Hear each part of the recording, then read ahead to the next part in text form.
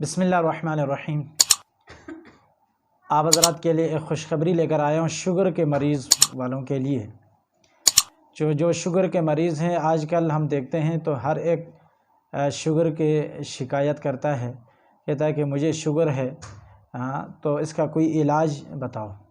तो बहुत से लोग ऐसे हैं जो डॉक्टरों के पास चक्कर लगाते लगाते थकते हैं और वो समझते हैं कि इन दवाइयों में शिफ़ा मिल जाएगी।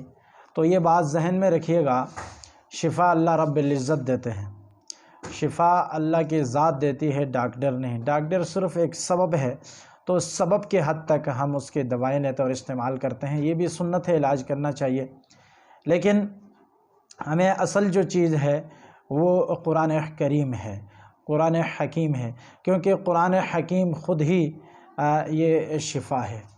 तो मैं आप हज़रात के सामने एक अमल बतलाऊँगा, एक अमल का ज़िक्र करूँगा, तो आप तमाम हज़रात जो मुझे सुनने वाले हैं इस अमल को करें, और अगर आप ख़ुद इस पर अमल करेंगे तो आप इस अमल को आगे भी लोगों तक पहुँचाएँ।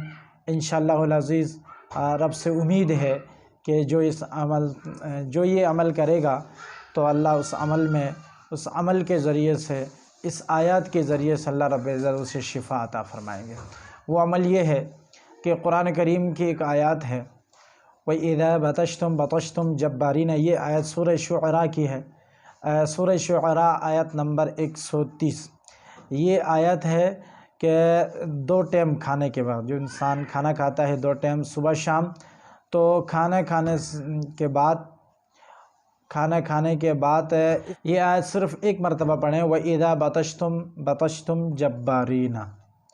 इसके बाद ये 5 जो उंगलियां हैं और दाएं हाथ के ये जो 5 उंगलियां हैं, ये आयत पढ़ने के बाद एक मरतबा इन 5 उंगलियों को आपने दम करना है, इस तरह फूंक मारना है, और दम करने के बाद फिर आप इन 5 उंगलियों को चाट लें। वैसे उंगलियों को चाटना भी सुन्नत है, और साथ साथ ये आयत पहले दम कर लें और दम करने के बाद इस आयत को चाट लें, तो इंशाअल्लाहुल अज़ीज़ अल्लाह रब्बुल इज़्ज़त की ज़ात से उम्मीद है कि अल्लाह इस बीमारी से निजात अता फ़रमाएंगे।